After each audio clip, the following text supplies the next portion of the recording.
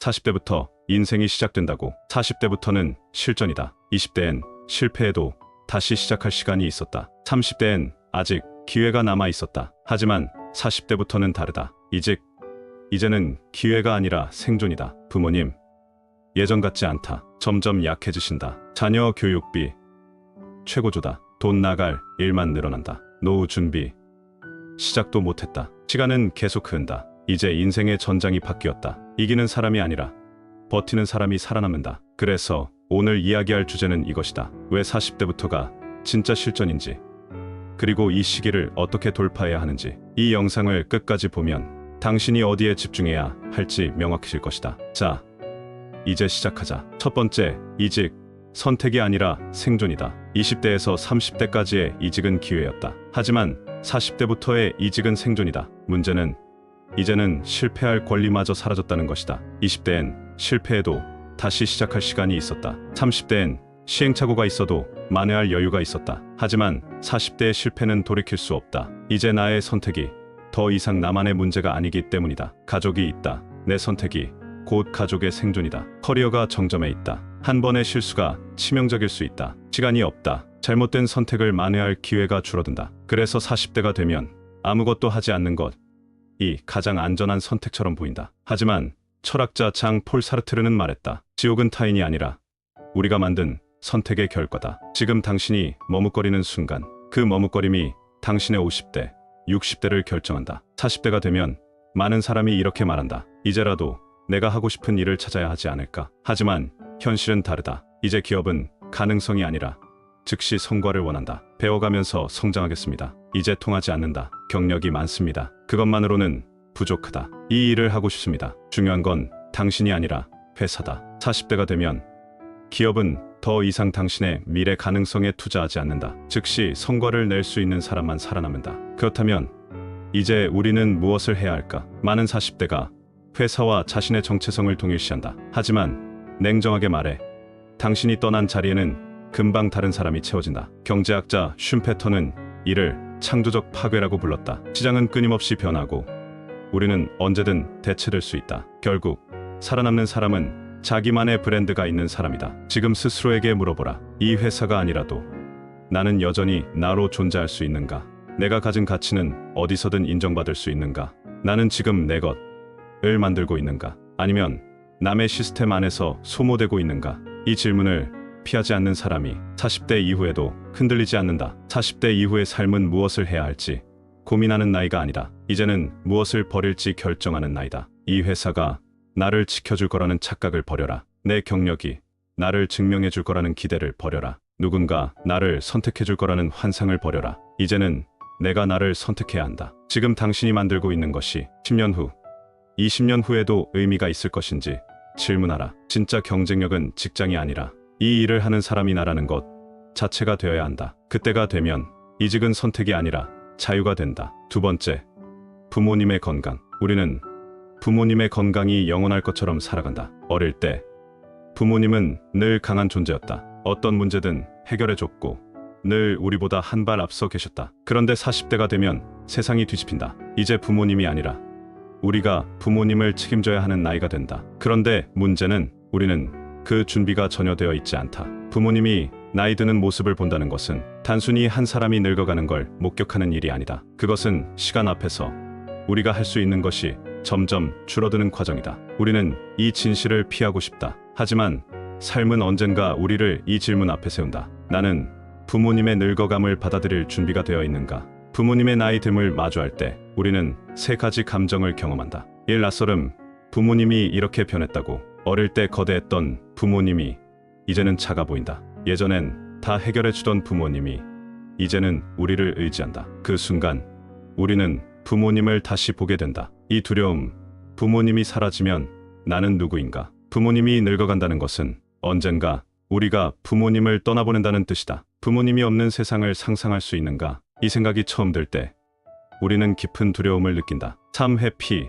아직은 괜찮겠지. 부모님의 건강이 나빠지는 걸 알면서도 우리는 애써 외면한다. 아직은 건강하시니까 나중에 생각하자. 그러나 나중은 언제나 갑자기 찾아온다. 부모님의 노화는 피할 수 없다. 그러나 그것을 받아들이는 방식에 따라 우리는 후회로 남길 수도 있고 의미로 남길 수도 있다. 1. 부모님의 존재를 기록하라. 부모님의 목소리를, 이야기를, 표정을 더 많이 남겨라. 사진을 찍고 영상을 남기고 부모님의 삶을 기억 속에 새겨라. 이 부모님과의 대화를 피하지 마라. 부모님이 건강할 때 하고 싶은 말을 다 하라. 나중에라는 말은 결국 영원히 못한다는 뜻이 된다. 3. 부모님의 마지막을 준비하는 것을 두려워하지 마라. 부모님을 잃는다는 두려움이 아니라 부모님과 함께하는 시간을 더 소중히 여기는 마음으로 준비하라. 부모님의 노화를 바라보는 일은 단순히 부모님이 변해가는 걸 보는 것이 아니다. 그것은 우리도 언젠가 같은 길을 걸어간다는 걸 인정하는 과정이다. 부모님이 사라지면 나는 누구인가? 부모님이 없는 세상을 살아갈 준비가 되어 있는가? 그리고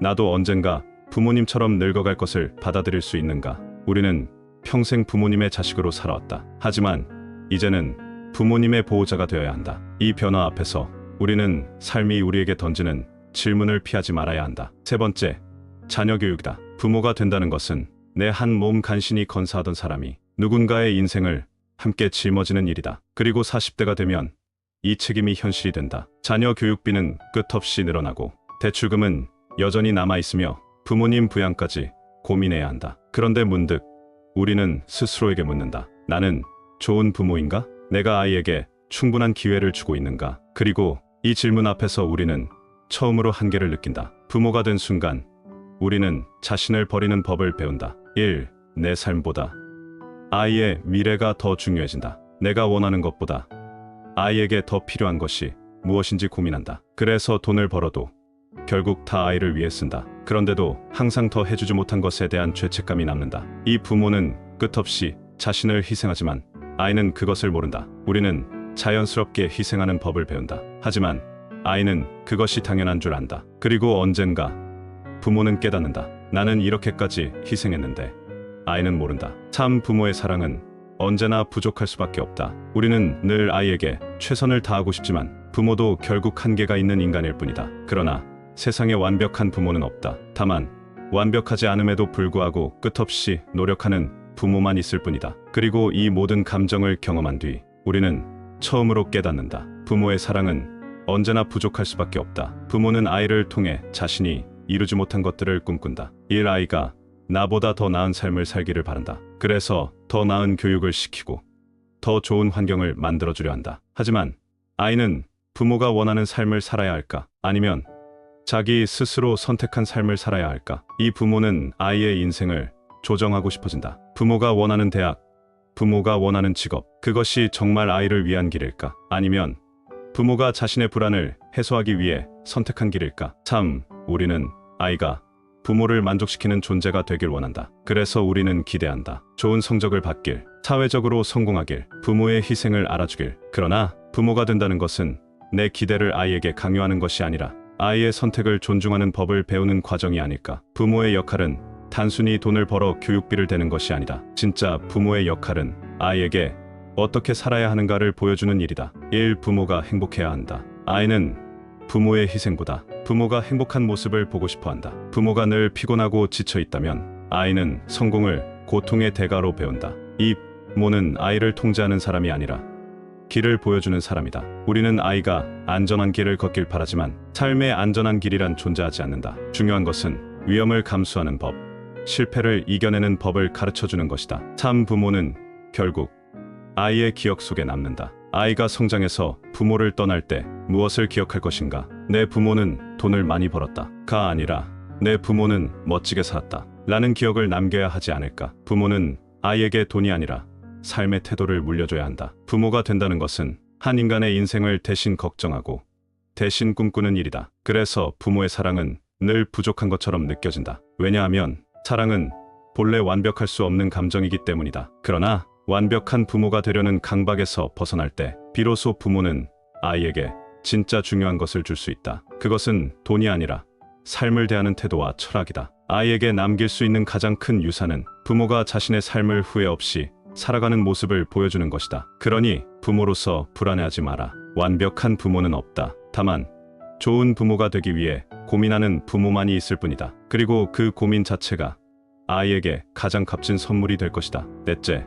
우리는 왜 나이 드는 것을 두려워하는가? 아무도 말해주지 않았다. 언젠가 너도 인생의 무대에서 점점 뒤로 밀려날 것이다. 젊었을 때는 시간이 내 편이었다. 나이를 먹을수록 더 나아질 거라 믿었다. 돈도 벌고 경험도 쌓이고 인맥도 늘어나고 인생이 점점 단단해질 거라고 생각했다. 하지만 40대가 되면 우리는 전혀 다른 현실과 마주하게 된다. 직장에서 더 이상 내 의견이 중요하지 않다는 걸 느낀다. 자녀들은 부모를 필요로 하지 않고 오히려 거리를 두려워한다. 부모님은 점점 약해지고 어느 순간부터 내가 그들을 걱정해야 하는 입장이 된다. 그때 깨닫는다. 나는 이제 뒤로 밀려나고 있다. 그리고 두려워진다. 앞으로 10년, 20년 후에 나는 어떻게 될까? 이 두려움은 어디서 오는 것일까? 철학자 마르틴 하이데거는 말했다. 인간은 죽음을 향해 나아가는 존재다. 나이가 든다는 것은 단순히 신체가 변하는 것이 아니다. 그것은 내가 쌓아온 것들이 하나씩 사라지는 과정이다. 1.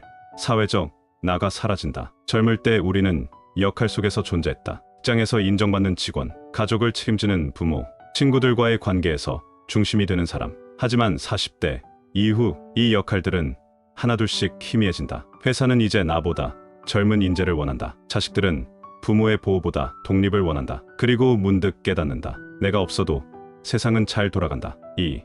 미래의 가능성이 사라진다. 젊을 때는 무엇이든 될 수 있을 것 같았다. 꿈꿀 수 있었고 도전할 수 있었고 실패해도 다시 시작할 수 있었다. 그러나 40대가 되면 이제 내가 바꿀 수 있는 것이 얼마나 남았을까 하는 생각이 들기 시작한다. 심리학에서는 이를 닫힌 문 효과라고 부른다. 나이가 들수록 우리는 가능성이 줄어든다고 느낀다. 참 영원할 것 같던 것들이 사라진다. 철학자 니체는 말했다. 내 운명을 사랑하라. 나이 들면 상실만을 의미하지 않는다. 우리는 동시에 새로운 것들을 얻는다. 1. 빠름에서 깊음으로. 젊을 때는 속도가 중요했다. 더 많은 돈을 벌어야 했고 더 높은 자리에 올라야 했고 더 많은 경험을 해야 했다. 하지만 이제 빠름보다 깊이가 중요해진다. 우리는 세상의 속도에서 벗어나 진짜 중요한 것에 집중할 수 있는 기회를 얻는다. 2. 타인의 기대에서 나의 선택으로. 젊을 때는 늘 누군가의 기대 속에서 살았다. 부모의 기대, 사회의 시선, 직장의 평가. 그러나 이제